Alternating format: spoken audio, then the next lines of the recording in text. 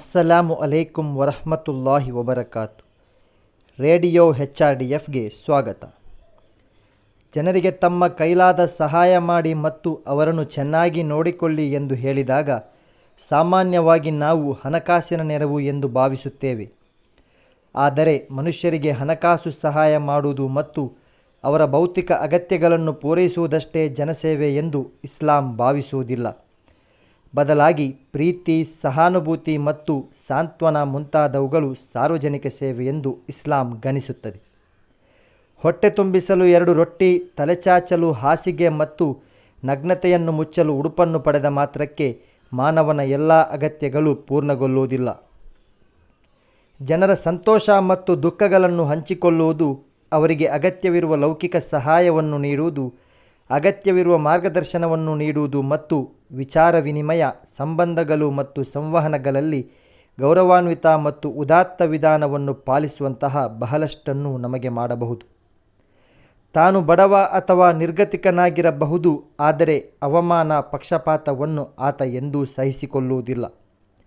ಯಾರಲ್ಲಾದರೂ ಒಳಿತನ್ನು ಕಂಡಾಗ ಮುಕ್ತ ಮನಸ್ಸಿನಿಂದ ಒಪ್ಪಿಕೊಳ್ಳುವ ಮತ್ತು ಕೆಡುಕನ್ನು ಕಂಡಾಗ ಮನ್ನಿಸುವ ಮನಸ್ಥಿತಿಯನ್ನು ಮೊದಲು ಬೆಳೆಸಿಕೊಳ್ಳಬೇಕು.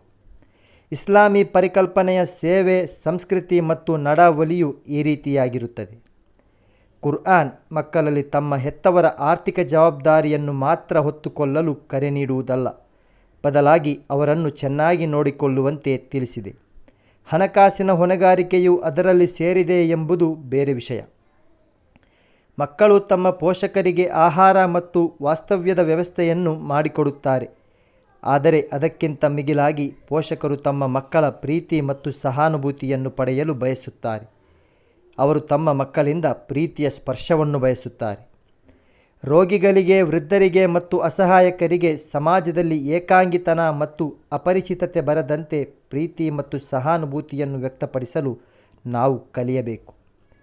ಕೆಲವೊಮ್ಮೆ ಪ್ರೀತಿ ಮತ್ತು ಕರುಣೆ ತುಂಬಿದ ನಮ್ಮ ಒಂದು ಮಾತು ನಾವು ನೀಡುವ ಲೌಕಿಕ ಬೆಂಬಲಕ್ಕಿಂತ 10 ಪಟ್ಟು ಹೆಚ್ಚು ಮೌಲ್ಯಯುತವಾಗಿರುತ್ತದೆ. ಇಸ್ಲಾಂ ಉತ್ತಮ ಸಂವಹನಕ್ಕೆ ಹೆಚ್ಚಿನ ಒತ್ತು ನೀಡುತ್ತದೆ.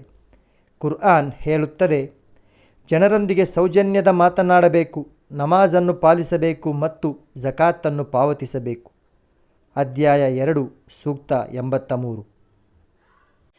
وقولوا للناس حسنا وأقيموا الصلاة وآتوا الزكاة